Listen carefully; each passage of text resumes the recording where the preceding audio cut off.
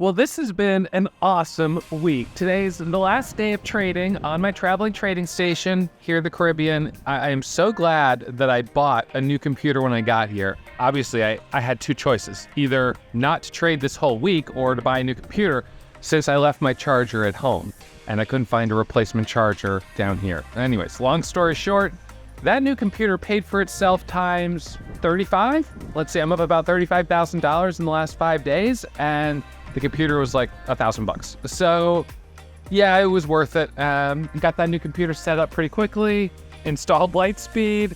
My scanners and charts are all web-based. That's for the day trade dash platform that we use at Warrior. And, you know, pretty much within 15, 20 minutes, the new computer was ready to use and start trading on. So this week, you know, some people in the comments, a little questioning, well, why even bother? You know, you're traveling, why not just enjoy a vacation? Why do you have to trade, you know, and everything else? The thing for me is I have always traded when I've been traveling.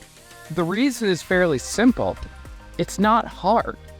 It's not hard to open up my laptop for an hour a day, maybe 2 or 3 hours on a day where things are really moving, but at least for 1 hour. And if I can open up my computer for an hour and I can make $2,000, $3,000, maybe $4,000 or $5,000, is that worth it? The answer for me is yes. Now the answer for someone else might be no, it's not worth it. I'd rather just take the whole week off, totally decompress, not think about the market. And listen, if the market is really, really cold, then I'll look at my scanners in the morning and maybe I'll say, you know what, it's not worth it. The leading gap is only 15%. I'm probably not going to make $1,000 at a minimum. So today's a day I'll just take off. But that hasn't been the case on this trip, and it really hasn't been the case ever. You know, on all of my trading and traveling adventures, it's been pretty rare that the market hasn't felt worth it. So, you know, I mean, I could see it happening and I'm fine with that, but it just hasn't been the case. So yeah, I opened up my computer, I trade for an hour and maybe 2 hours if the market's hot. And it was pretty hot on Friday, a week ago today. It was also pretty hot on Tuesday. Wednesday, Thursday, and today have been a little slower, but still solid green days and totally worth the effort to sit down and trade for a little bit, make a little bit of money, and then go enjoy the rest of the day. And look, $35,000 in a week is fantastic. Right now, the market's been pretty hot, so I want to try to capitalize on it. I didn't know what it would be like when I scheduled this trip back in the fall. I had no idea. I just knew I'd bring my computer with me, and if it was hot, I would trade, and if it was cold, you know, I'd take it kind of slow.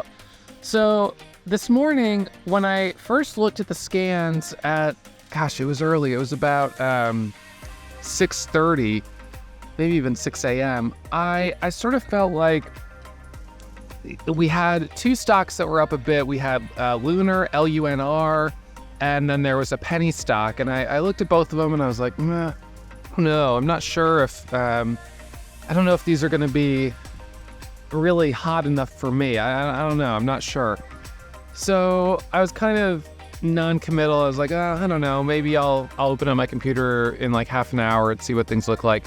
And then by 6:45, I noticed SUGP was on the top of the gap scanner. This is one that we've kind of been watching for like at least a week. It's a recent IPO priced at like $4 or $5 a share. And when I saw it on the scan, I was like, okay, I know it's going to be at all-time highs, blue sky setup. And it ended up squeezing at about 7 a.m. from $5 up to 7 to 8 to 9, almost to 10. I mean, this thing really did start to move quickly. I guess I can't remember what the pre-market high was. We'll pull up the chart in a minute and I'll go over it for you in more detail. But I did pretty well on that. I traded the front side of the move on the way up, got myself up to about 6,000 on the day in profit. And then as it started to pull back, I was like, okay, I'm going to watch here for some dip trades. And I started trying to do dips off of like the $0.50 and the whole dollar, and it kept just sinking lower. And so I ended up giving back about 30% of my profit up. So I'm sitting at $4,000 right now on that one. Then there were a couple other stocks that popped up and I made a little bit of money on those ones, but nothing super exciting. So right now sitting about 4,200 on the day, green, but you know, was hoping that we might get a little more action, but getting to the point now where I'm like, all right, I've put in my time today. I think I made about as much as I can. If I keep trading, diminishing returns. Might as well at this point go out and enjoy the day. So that's the plan. I'm going to go enjoy the beach down there. The beach has been awesome, and watch the sailboats and enjoy the last couple days of the warm weather before I get back home in New England. But when I get back home, it's sugaring season. So I'll be making maple syrup, which is going to be really great. And I'll get some skiing in. So we'll enjoy some spring skiing. And it's not quite spring yet, but it's getting close. So I'm looking forward to being home, and I'll be back in my office Monday morning. So back on my regular trading station, regular routine. So I'll see you guys then. And I will be teaching a class next week. So as a reminder, I put a link in yesterday's recap and in the recap the day before for you to fill out a survey. You can still do that if you'd like, and I'm pretty set on the time that I'm going to do the class, but you could still do the survey if you want and give me your input. And by doing that, you'll be on our email newsletter.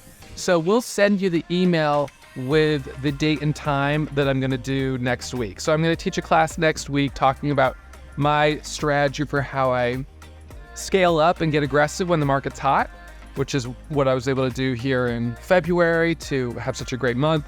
And then at the same time, how I'm able to throttle back and ease off the throttle and slow down when things get cold, because that's something that a lot of traders struggle with, but it's a super important skill to have, because otherwise what you'll find is that, when the market's hot, you make profit, and then, you'll give back like 50% of it or more. It's sort of the tail end of the hot market. And then you go into a cold market in a drawdown, you're frustrated, and then you might extend the drawdown to the point where by the end of the cold market, you've given back everything you made when it was hot. And then when it starts to heat up again, you're just getting back to your previous high. And that feels like really spinning your wheels. It's not a fun thing to go through.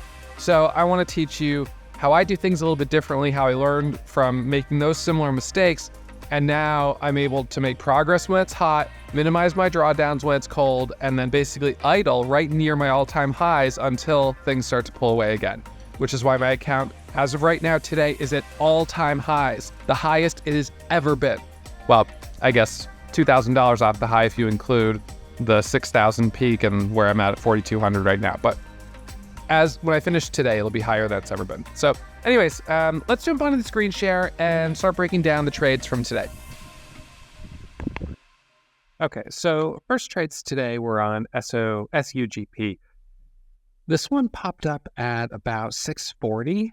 No idea really why it popped up. I didn't see any news. It just pops up, but it moves from like 350 all the way up to 650.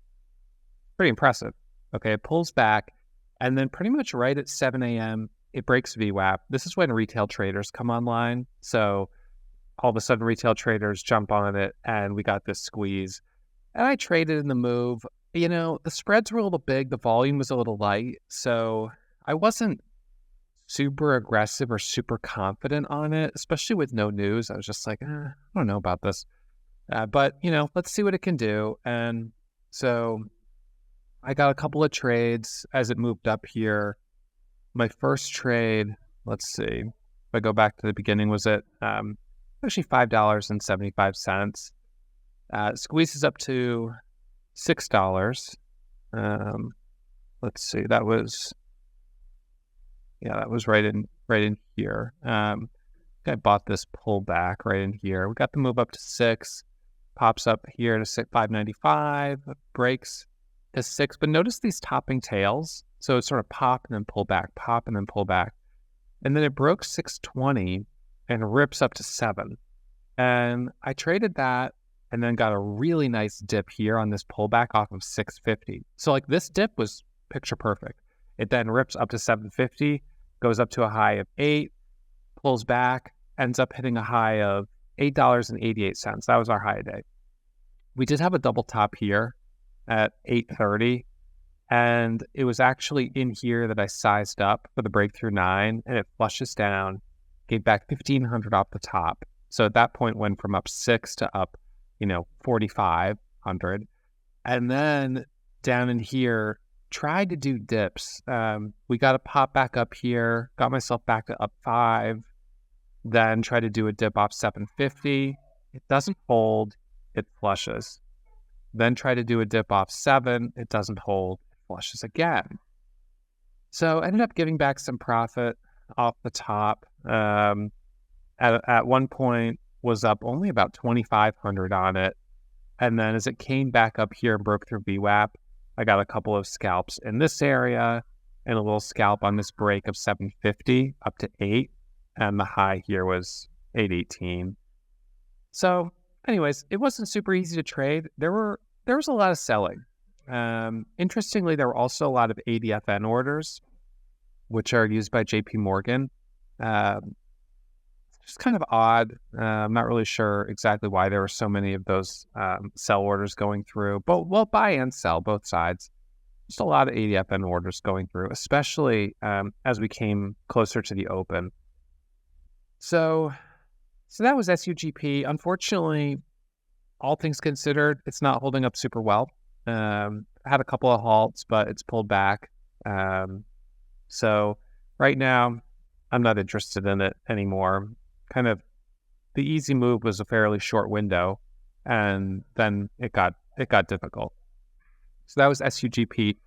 And then after that, we just had a couple stocks that popped up, but none of them were that clean. ENBB, lower price stock. Wasn't interested in this one. ENVB.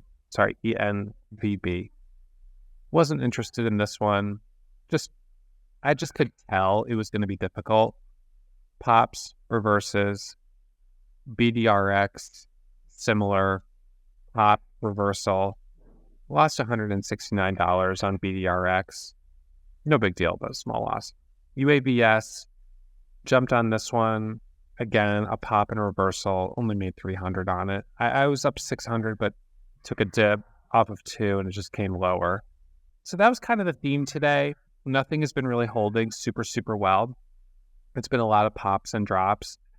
Lunar was up earlier, but this one I didn't trust. Just the way it's been trading has been really difficult, not trustworthy. So I think in terms of big moves, we really didn't have anything today. Like SUGP, that was the best, and that was early. And a lot of people probably missed it, which is understandable because, it was early. But that was our biggest and best move from 5 or so, 550 up to 850, almost 9.